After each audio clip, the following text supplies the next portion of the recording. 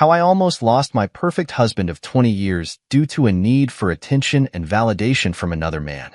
I met my husband in 1999. I was 19. He was 24. It was at a summer camp his mother was running, and we both were camp counselors. It was lust at first sight. The moment I laid eyes on him, I knew it would eventually and rather quickly turn to love. But here was this bear of a young man.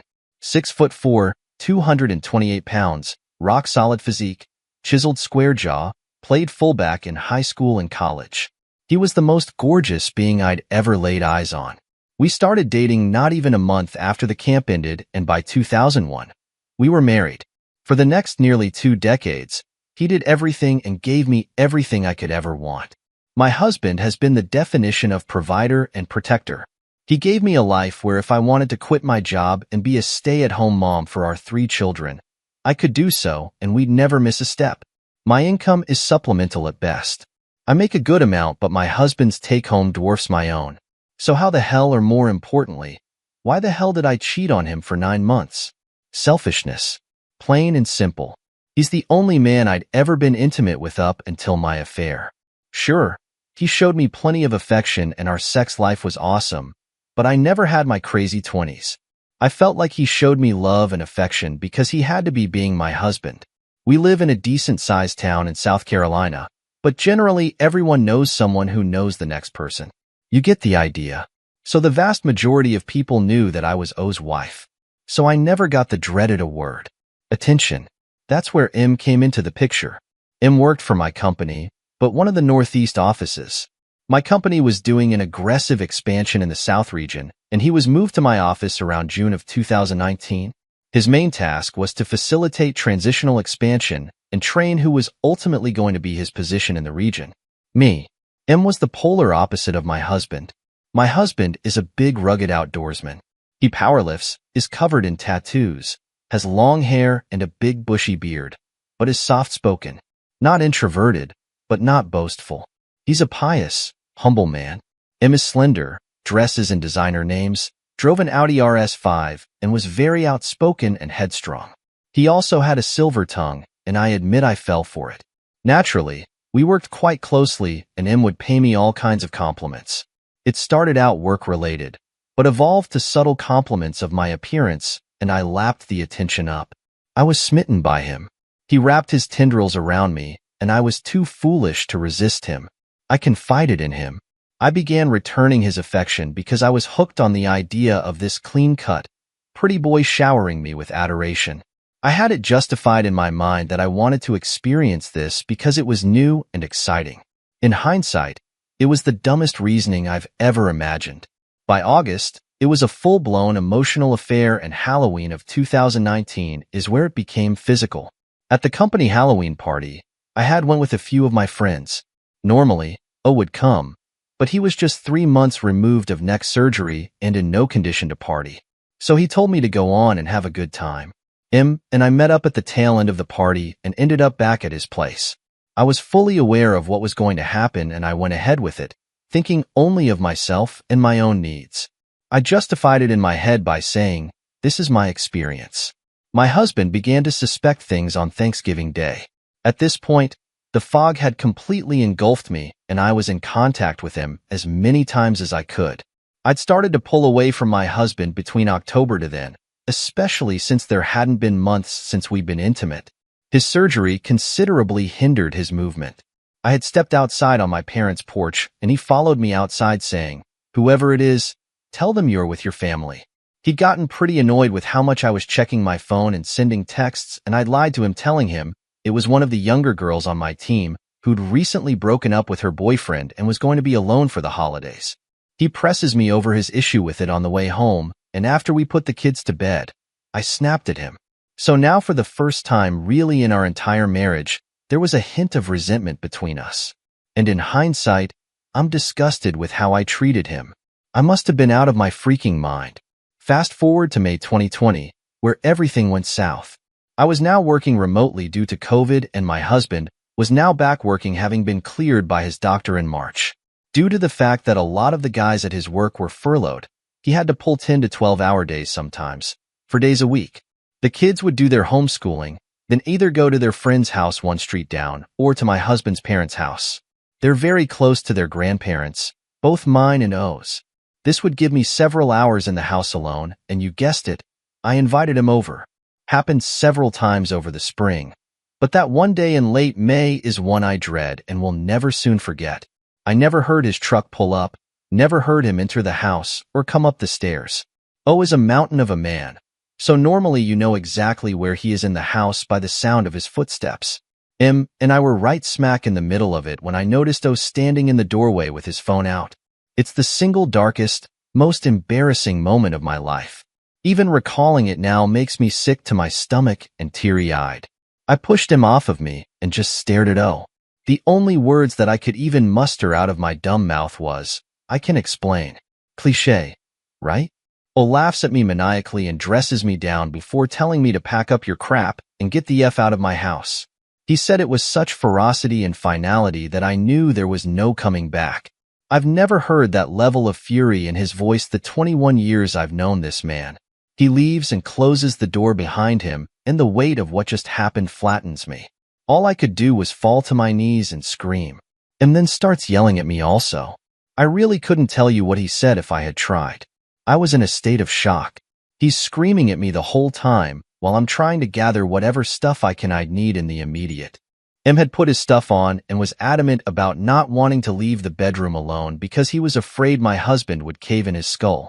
Remember, O is about 2 times the size of M. I open the door and M scurries out like a scared rodent. I try to approach O, and he sternly says, "Don't you effing dare." Those words are burned into my mind. The pure rage in his eyes absolutely shook me to my core. I just wiped my face, picked up my bag, and left. I looked around the house as I left thinking this was the last time I'd ever see it, as it's his house. An inheritance from his grandfather who owned the land and built the house literally with his bare hands. By the time I reached the doorway, M was gone and the keys to my car were back in the house. I was no longer welcomed in. I've never felt more alone than that moment. I couldn't call my sisters or my parents as he grew up in a super southern conservative home. They'd completely disown me if they knew what I'd done, especially since they absolutely adored O. I have no brothers, so O was like the son my father never had. He'd especially be hurt by it. The only person I could call was my best friend Rin, who I've known since grade school. I called and explained to her everything. She offered to come pick me up, but I told her no. I'd find my own way to her place. The next 2 days were agonizing. I tried calling and texting O every chance I could between crying and getting dressed down by Rin for being a totally FF up. I tried calling his parents, but his father told me, "The kids are going to stay here a few days. You need to give O space. He'll reach out to you when he's ready," before hanging up on me. So that Minnow had told his parents what happened. I began to resign myself to the fact that I was about to become an ex-wife. There's no way I could come back from this. I just ruined a 20-year marriage and broke the heart of the only man I've ever loved because I needed to have a fling. But then D-Day +3, he finally answered me and told me I could come home. Rin drove me back, and upon going inside we sit on the couch. Rin's right beside me as O tears me a new one. In 21 years, he's never so much as raised his voice at me, and here he was shouting at me for a good 40 minutes it felt. He asked me why I did what I did, and I answered him honestly. I didn't gaslight or lie. I effed up. I owned it. I'm not ashamed to say I begged on my knees for him not to leave me. He tells me after all of it, he's not going to file for divorce. But things are about to change, and not for the better for me. It appears he'd spent the days apart from me devising terms of reconciliation, which included me resigning from my job, cutting all contact from him, giving all of M's contact info so he could monitor if M tries to contact me himself, and signing a post-op later in the week. There was another stipulation he made that I won't mention because I don't want anyone to think he's a horrible person. He's not. I deserved all I brought upon myself for breaking my vows to him. I accepted his terms willingly. 2 days later, we met with the family lawyer he had contacted, and I signed the post-op. No lawyer of my own because I wasn't contesting what I did. It's been 7 months since, and I do everything and anything I can to try and ease his hurt. And he is hurting. We're doing couples counseling, and I see a therapist 2 times a week to deal with my own feeling and come to terms with what I did. He puts on a brave face in front of everyone as the only people who know are us, Rin, his parents and Em. But it tears me to shreds seeing how much I wounded him. He was always a jovial, warm-hearted person. It's hard to find that warmth anymore. He tries. He really does. But I broke his spirit with what I did, and I'm ashamed of myself for it. I couldn't even look at myself in the mirror to the point where I cut my hair and dyed it dark brown. I'm naturally strawberry blonde because I couldn't stand what stared back at me. I don't try to smother him. I give him space. I watch. If he asks something of me, I do it willingly and with no questions asked.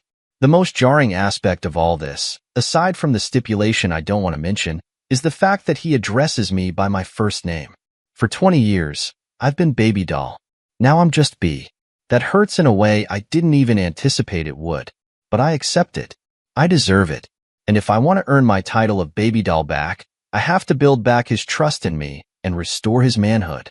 I have to be better than what I was before. He's afforded me a second chance I rightly don't deserve, and I refuse to take it or him for granted. Never again will I stray. Never again will I give him reasons to lose faith in me. I love my husband to the core of my being, and I will do anything I can within my God-given ability to show him that. Today is our 20th anniversary. This morning while we were eating breakfast with the kids, he kissed me on the lips for the first time since D-Day and said, "Happy New Year." My heart melted and I had to excuse myself from the table to go into the guest bathroom and cry. I've never been more overcome with emotion at once in my life. Happiness, sadness, shame, regret. I think I had an anxiety attack, to be honest. A few minutes later, he comes into the bathroom and I just run into his arms. I squeeze him as hard as my tiny self can around his waist, bury my face in his chest, and ugly cry another 10 minutes. He just stands there, his arms wrapped around me and hold me. I truly don't deserve this man. The beautiful, kind, warm-hearted, spirited, and just man. Even with how badly I hurt him, he takes care of me. I will never jeopardize losing him ever again. Here's a few edits. Suffice to say, I was not expecting this to get this level of attention. Wow. I'd like to make some clarifications that seem to have popped up in the comments. First, my husband has shared his side of the story on Reddit a while ago, and the story was picked up by a YouTuber and featured on his channel. If there are inconsistencies between his account and things of mine, it's because he chose to leave core details out, no doubt protecting me. Whereas I've chosen to be completely forthcoming with my account aside from omitting the stipulation and not giving a number to how many times I'd been intimate with M. My husband knows the number. I chose not to mention it because it's a trigger. Second, since the cat of the stipulation is out of the bag and my husband has read the post, as I mentioned before, he floats around these subs himself. He's given me permission to say since he did mention it in his post when he made it. The stipulation in question is that he'd get to have intimate intercourse with other women, and I would never know who any of those women were. He did, however, tell me he had relations with 4 women, and one of them is someone we both know. I have no idea who it is, and I don't ever want to know. He did this between the months of June to October. I think he stopped in October. I'm not 100% sure. Third, one user suggested I should get my own lawyer and resign the post-nup. I don't have that right. This isn't about protecting myself. This is about trying to heal my husband and fix my broken marriage. I'm 100% fine with the post-nup agreement presented to me and plan to adhere to it till my dying day. Alright, let's see some top comments. ManPride02 says, cheating is bad, but the marital bed in his home is just beneath lying about paternity. You still could be an ex-wife because this is far from over. My cousin divorced his cheating wife 3 years after the fact. He did everything he could to try and hold it together, but he just couldn't. He told me something happened in him when he caught her cheating. The love just drained out of him, and he couldn't get it back. I myself have gone through this, and it is hard. Ultimately, I chose not to stay in the relationship. Did you ever consider a backup plan in case that happens? The OP comes back with, I have, and the idea that he could at any time decide, F it, I'm done, never leaves my mind. All I can do is try to rebuild him and show him he's loved and that I am eternally remorseful I broke his heart. Ultimately, it's his choice if he keeps me or sends me packing. I resigned myself to that fact a long time ago. 504mex said, such a sad story. The way you're portraying him, any stipulation or demand he asked in order to move forward is well-deserved. Hope you find the strength to follow through. Best wishes. Go, go, go. 9 of Greed. True, but the problem isn't even a question of whether or not the husband is a bad person for demanding what he can infer to be a punitive stipulation. People are human, and our instincts to punish bad behavior are generally correct ones. But that's not the issue. The real problem is that this probably isn't a road to what necessitates a return to happy marriage. People in O's situation always think that a gauntlet of punitive measures and their significant others' performative acts of self-flagellation like Opie's taunter will pave the way to a return to their pre-compromised relationship. But it very rarely does. A more apt metaphor for it would be like scratching an infected wound. The only possible roadblock is forgiveness from the wronged party. And it's a difficult one not just for obvious reasons, but also because it seems incredibly wrong-headed and downright offensive for the onus to be placed on the wrong party to be the one to take action and compromise. After all, she's the one who cheated. Why should it be all on him to forgive her? What's clear from this post is that Opie is definitely not a mind reader. She thinks she's on the path out of the woods, when it's much more likely that she's just being led in a circle because it hurts O not to be around her. The problem is it also hurts O to be around her. Living with your cheating significant other can be the closest thing to psychological self-harm a person will ever experience. Thus, unbeknownst to her, they're in a holding pattern until he figures out what to do. Things could go either way, of course. Miracles do happen. But walking in on your wife in a cinematic height of her betrayal is a special kind of faces of death video that will probably be seared into this guy's mind well into his 80s. Opie replied back, "I'm committed to doing and being whatever he needs me to be. I'll win back his trust or I'll die trying." Go, go, go. 9 retorts. So this is something that's a bit critical to understand. Just as he was, as you described, the perfect husband, and yet you strayed away. You can now be the perfect wife, or as close as a person can be at this point, and your marriage might still fail.